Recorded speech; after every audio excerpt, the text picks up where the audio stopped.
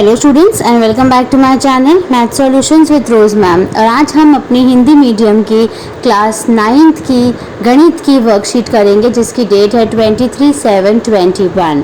तो चलिए अब हम अपनी वर्कशीट को स्टार्ट करते हैं जिसका टॉपिक है रेखा, रेखाखंड और किरण। रेखाखंड और किरण, रेखाखंड और किरण। ठीक है, हम इस टॉपिक के बारे में बेसिकली आज इस वर्कशीट में हम पढ़ेंगे। तो सबसे पहले हमें रेखा के बारे में जानना है कि रेखा किसे कहते हैं। अगर हम इंग्लिश में बोले तो रेखा किसको कहा जाता है? लाइन को कहा जाता है। साधारण शब्दों में सरल रेखा बिंदुओं से मिलाकर बना एक सीधा रास्ता है।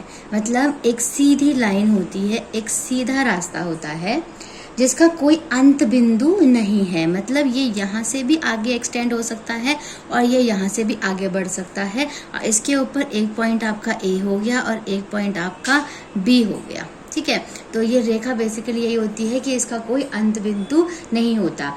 रेखा को उस पर स्थित किन्हीं दो बिंदुओं के द्वारा नामित किया जा सकता है और इसको कहते क्या है? इस तरीके से कहते हैं ए बी, और इसके ऊपर ऐसे करके दो एरोज बनाते हैं और इसको बोलते हैं रेखा ए बी या लाइन ए बी कहा जाता है। ये हमारा फर्स्ट पॉइंट था जो कि हमने रेखा समझा। अब नेक्स्ट हमारा आता है रेखा खंड। अब हम इसे जान लेते हैं कि रेखा खंड किसे कहते हैं, क्या होता है।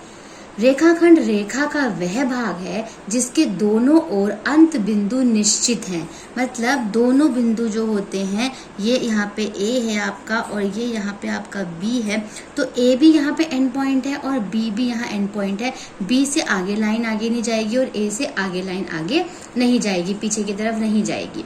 रेखाखंड को मापा जा सकता है, इसको हम मेजर कर सकते हैं, ये कितना सेंटीमीटर है कितना नहीं, लेकिन रेखा को नहीं कर सकते। क्यों नहीं कर सकते? क्योंकि रेखा यहाँ से भी लंबी हो सकती है और इधर की तरफ से भी लंबी हो सकती है। और इसको लिखते कैसे हैं? ए बी, और इसके ऊपर इस तरीके से ये बना देते हैं एंड पॉइंट वाला, तो इसको बोलते हैं रेखाखंड ए बी या फिर line segment A B. English में लाइन सेगमेंट कहा जाता है। तीसरा आपका आता है किरण। किरण को इंग्लिश में बोला जाता है रे। ठीक है, इसको रे बोला जाता है। इसको हम कहते हैं लाइन सेगमेंट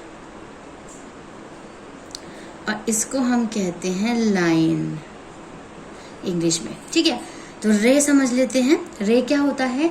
किरण रेखा का वह भाग है जिसका एक अंत बिंदु है। मतलब एक अंत बिंदु है। जैसे यहाँ पे तो ये ए हो गया और यहाँ पे ये बी जो है ये आगे क्रॉस करेगा, लेकिन उससे पहले जो है आपका बी आ जाएगा। एरो जो है आपको एक ही तरफ का मिलेगा। ठीक है, किंतु दूसरी दिशा में यह अनंत है। एक तरफ अंत बिंदु आ गया, एंड पॉइंट आ गया, और दूसरी दिशा अनंत, मतलब ये आगे कितनी भी करके आगे ये बढ़ सकती है। और इसको नामांकित किस तरीके से करते हैं? ऐसे बोलते हैं किरण ए बी, और ए बी के ऊपर इस तरीके का जो ये है ऐसे करके निशान जो है इसमें लगा देते हैं। ठीक है, अब हमारे आते हैं क्वेश्चन। क्वेश्चन क्या है? नीचे दी गई आकृतियों को देखें, उन्हें रेखा, रेखाखंड या किरण के रूप में पहचानें और नामांकित करें। तो सबसे पहला जो क्वेश्चन नंबर 1 है, प्रश्न नंबर 1 है, उसमें दे रखा है ऐसे, ये इधर P है, इधर Q है। ठीक है, और Q जो है वो Q पहले इस तरफ इधर Q है और यहाँ पे आगे जा करके लाइन है। ठीक है, यहाँ पे P है। तो अब वो बोल रहा है कि आपको बेसिकली बताना है कि जो ये रेखा, ये जो फिगर बनाई हुई है, इसका आंसर क्या है।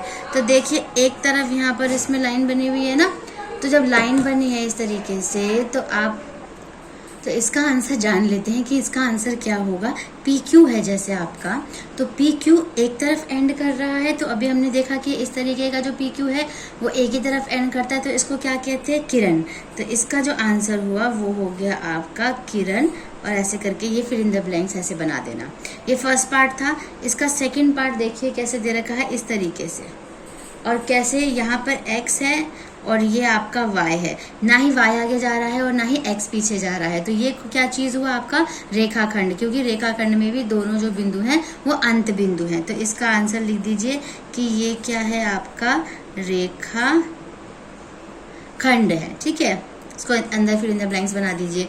उसके बाद आपका थर्ड पॉइंट क्या है हमारा, ये ऐसे बना हुआ है, ये एन भी आगे जा रहा है और ये एम भी आगे जा रहा है, दोनों तरफ एरोज हैं। तो दोनों तरफ एरोज किस में है, पहले वाले में। तो पहला वाला क्या है आपका रेखा, तो इसका मतलब ये जो है आपकी रेखा एम एन है, रेखा एम एन, रेखाखंड एक्स वाई और किरण पी क्यू। ठीक है, तो अब हम यहाँ पे इसमें लिख रखा है, आइए अब हम कोणों और उनके कुछ गुणों की पुनरावृत्ति करते हैं। अब हमने यहाँ पर सारी लाइंस के बारे में पढ़ लिया, अब हम कोण के बारे में जानेंगे कि कोण किसे कहते हैं या फिर एंगल किसे कहते हैं। तो चलो अब हम कोण के बारे में जानेंगे। तो हमारा जो नेक्स्ट टॉपिक है वो आपका आ गया कोण। कोण कितने प्रकार के होते हैं, कैसे होते हैं, उनका नाम क्या होता है, कौन कौन से कोण बराबर होते हैं, वो हम जानेंगे। एक कोण एक बिंदु पर मिलने वाली दो किरणों या रेखाखंडों द्वारा बनाई गई आकृति होती है। मतलब देखिए इस तरीके से, ये दो आपकी या तो किरण मान लो इसको या रेखाखंड मान लो, लेकिन ये एक ही पॉइंट पे मिलती है। मान लीजिए ये ए है, ये बी है और ये सी, एक ही पॉइंट पे मिलती है, तो इसको क्या कहते हैं, कोण कहते हैं। तो यहाँ पर एक आकृति पहले इस तरीके की बनाई हुई है। ठीक है, ये आपका फिगर नंबर 1 है, एंगल 2 है, कोण 2, कोण 3, कोण 4, और यहाँ पे एक रेखा है इसका नाम है L, और यहाँ पे एक रेखा है इसका नाम है M। ठीक है, तो अब आप ये देखिए, इसके अंदर हम बेसिकली हम जानते हैं कि हमें किसके बारे में समझना है। तो सबसे पहला क्या है, जब दो रेखाएं, रेखाखंड एक दूसरे को प्रतिच्छेद करते हैं, मतलब ये दो रेखाएं जो हैं आपस में एक दूसरे को कट करती हैं, प्रतिच्छेद करती हैं, तब इस प्रकार बने कोण कुछ विशेष गुण रखते हैं। तो जितने भी ये कोण है 1 2 3 4, ये कुछ विशेष गुण रखते हैं। कौन से गुण रखते हैं ये हम देख लेते हैं। सबसे पहला है कि कोण 1 बराबर कोण 3, मतलब कोण ये वाला और कोण 3 ये दोनों, और कोण 2 और कोण 4। ठीक है, कोण 2 और कोण 4 ये शीर्ष अभिमुख कोण होते हैं। शीर्षाभिमुख कोण इनको बोला जाता है, और इंग्लिश में बोले तो वर्टिकली ऑपोजिट एंगल कहा जाता है। उसके बाद ये आपका एक पहला था। अब दूसरा है ये जो कोण 1 है और कोण 2, इन दोनों को जब हम जोड़ते हैं तो ये 180 डिग्री का होता है। एंगल 1 प्लस एंगल 2, कोण 1 प्लस कोण 2 इज इक्वल्स टू 180 डिग्री, और इसको बोला क्या जाता है, सरल रेखा। इंग्लिश में बोले तो क्या बोलते हैं इसको हम, लीनियर पेयर, सरल रेखा युग्म कहा जाता है इसको।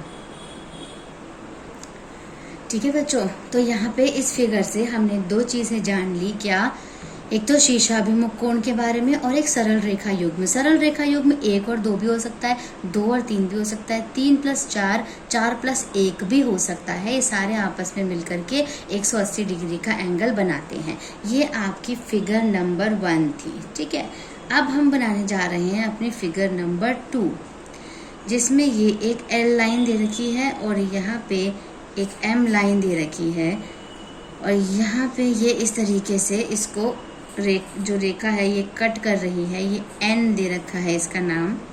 यहाँ पे है एंगल 1 है, कोण 2, कोण 3, 4, 5, 6, 7, और ये वाला जो हो गया क्या हो गया, 8 हो गया।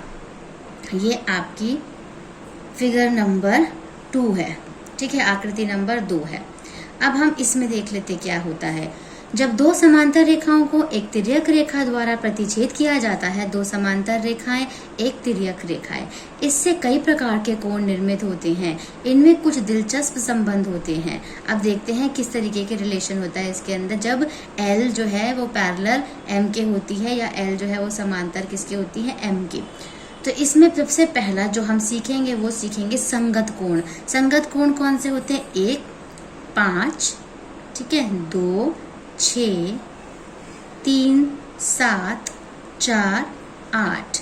तो एंगल 1 किसके बराबर हुआ, 5 के। एंगल 2 किसके बराबर हुआ, 6 के। 3 बराबर हुआ 7 के, और 4 बराबर हुआ 8 के। तो ये जो आपका अभी हमने कोण के बारे में जाना, ये कौन से कोण होते हैं हमारे, संगत कोण युग्म बोला जाता है इनको। ठीक है, एक बार और देखते हैं। 1 किसके बराबर है 5 के, 2 किसके बराबर है 6 के, 4 किसके बराबर है 8 के और 3 किसके बराबर है 7 के। उसके बाद दूसरा है एकांतर कोण। अब एकांतर कोण के लिए देख लेते हैं कौन से। 3 किसके बराबर है 5 के, 4 किसके बराबर है 6 के। तो एंगल 3 बराबर है एंगल 5 और एंगल 4 बराबर है एंगल 6 के, और इसको हम बोलते हैं एकांतर कोण युग्म। अंतः एकांतर कोण बोलेंगे इसको, क्योंकि ये अंदर वाले हैं। अंतः मतलब ये अंदर की तरफ है, इसलिए इसको हम अंतः एकांतर कोण युग्म कहेंगे। ठीक है, उसके बाद हमारा नेक्स्ट आ जाता है बाह्य एकांतर कोण युग्म। बाह्य कौन सा होगा, 1 7 के बराबर होगा, 2 8 के बराबर होगा। ठीक है, एंगल 1 बराबर 7 और एंगल 2 बराबर एंगल 8। तो ये हो गए आपके बाह्य एकांतर कोण, बाह्य एकांतर कोण हो गई है। ये सब आपको अपनी कॉपी में नोट करना है, साथ साथ नोट करते चलना है, तो फिर वर्कशीट में उतारने की जरूरत नहीं रहेगी। उसके बाद हमारा जो लास्ट रह जाता है वो रहता है संपूरक कोण। संपूरक कोण कौन से होते हैं, जो 3 और 6 जो है इन दोनों को प्लस करेंगे तो 180 आएगा, 4 और 5 इन दोनों को प्लस करेंगे तो 180 आएगा। तो एंगल 3 प्लस एंगल 6 180 और एंगल 4 प्लस एंगल 5 ये भी हो गया आपका 180, और इसको कौन से कोण कहा जाता है, संपूरक कोण कहते हैं। तो हमने यहाँ पर अभी तक सारे कोणों के बारे में जान लिया। शीर्षाभिमुख कोण, सरल रेखा युग्म, संगत कोण, अंतः एकांतर कोण, बाह्य एकांतर कोण और संपूरक कोण, सभी के बारे में जान लिया। अब हमें एक फिगर दी हुई है और फिगर के साथ हमें एक क्वेश्चन पूछा है जिसके 4 पार्ट हैं। चलिए अब हम उसको सॉल्व करने की कोशिश करते हैं। ये है बच्चों आपका क्वेश्चन नंबर 1, और आपका इसमें इस तरीके की फिगर दी हुई है। L और एक रेखा है, M एक रेखा है और N है, ये फिगर नंबर 3 है और ये सारे कोण हैं। अब इसमें बोला गया है, क्या गया है, दी गई फिगर 3 में L जो है वो किसके समांतर है, M के, और जो N है वो एक तिर्यक रेखा है। यदि एंगल 1 बराबर 115, ये जो है कोण अगर आपका 115 डिग्री का है, तो आपको बाकी कौन कौन से कोण बताने हैं मैं आपको बता देती हूँ। एक तो फर्स्ट पार्ट जो है एंगल 2 आपको बताना है कितने का होगा। अब ये देखिए एंगल 1 और एंगल 2 ये दोनों आपस में कितने के होते हैं, 180 डिग्री के होते हैं ना। अगर हम दोनों को प्लस करें मतलब एंगल 1 प्लस एंगल 2 कितना होता है हमारा 180 डिग्री। तो एंगल 1 हमें पता है अगर 115 का है, तो एंगल 2 जो है अगर हम 180 में से माइनस कर देंगे इसको, एंगल 1 को 115 को, तो निकल जाएगा ना, तो कितना आ गया 65 डिग्री। इसका मतलब एंगल 2 जो है आपका क्या निकल के आ गया, 65 डिग्री आ गया। उसके बाद इसका सेकंड पार्ट है कि एंगल 3 आपको बताना है। एंगल 3 कितने का निकलेगा, एक अगर 115 का है तो 3 भी 115 का होगा, क्योंकि ये दोनों कोण कौन से कोण है, शीर्षाभिमुख कोण है। तो ये भी आपका एंगल 1 के बराबर हो गया, और एंगल 1 कितना है 115 डिग्री का है। ठीक है, 115 डिग्री का है, और हम ब्रैकेट में यहाँ लिख देंगे कि ये शीर्षाभिमुख कोण है आपके, शीर्षाभिमुख कोण। और जो इसका जो संबंध है इस वाले का, ये आपका सरल रेखा युग्म से आपने इसको सॉल्व करा है।